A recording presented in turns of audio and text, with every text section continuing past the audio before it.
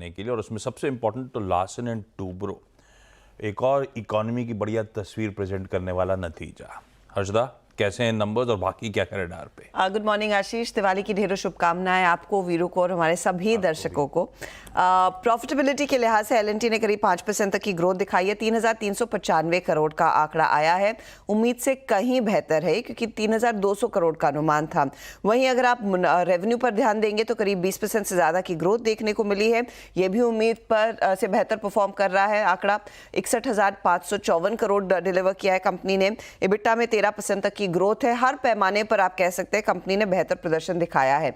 बस मार्जिन्स 10.3% पर आए हैं, अनुमान 10.6% का था।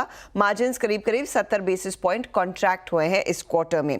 ऑर्डर फ्लो के लिहाज से कंपनी ने कहा है कि 5,10,400 करोड़ की ऑर्डर बुक है 30 सितंबर तक।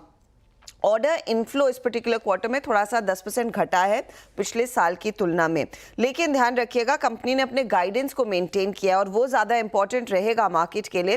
कंपनी ने FY25 के लिए कहा है कि 10% ऑर्डर इनफ्लो की ग्रोथ देखने को मिलेगी, रेवेन्यू 15% बढ़ेगा और मार्जिन FY25 के अंत तक करीब 8.25% पर ये मेंटेन करेंगे। इस क्वार्टर में ऑफकोर्स हमने देखा उससे काफ़ी बेहतर मार्जिन करीब 10% प्लस तक के दिखाए हैं और रफली हर सेगमेंट में ग्रोथ है। इंफ्रा में ग्रोथ देखने को मिली है, एनर्जी बिजनेस में अच्छी खासी ग्रोथ देखने को मिली है।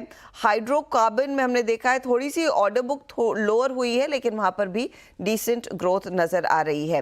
तो ये इनफैक्ट कंपनी की तरफ से प्रदर्शन रहा, परफॉर्मेंस काफी स्ट्रांग रहा है एल&टी का।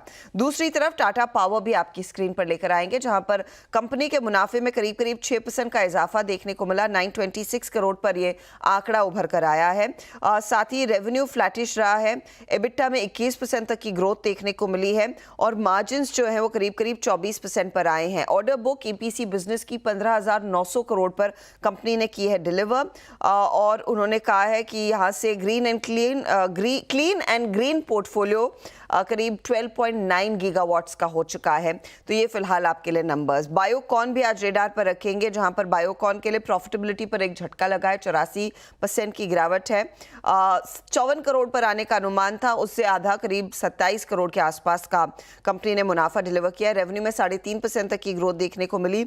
इबिटा 7.5% घटा है।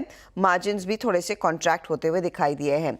कार्यक्रम की शुरुआत में आपने एक फ्लैश मेंशन किया था आशीष, HDB फाइनेंशियल सर्विसेज, ये HDFC बैंक की सब्सिडरी है। उसने, ये ब्लूमबर्ग के हवाले से खबर आई कुछ देर पहले, उसने की IPO की अर्जी दाखिल कर दी है। 94% प्लस का हिस्सेदारी HDFC बैंक की HDB फाइनेंशियल सर्विसेज में है, तो वो स्टॉक इंपॉर्टेंट रहेगा वॉच करने के लिए।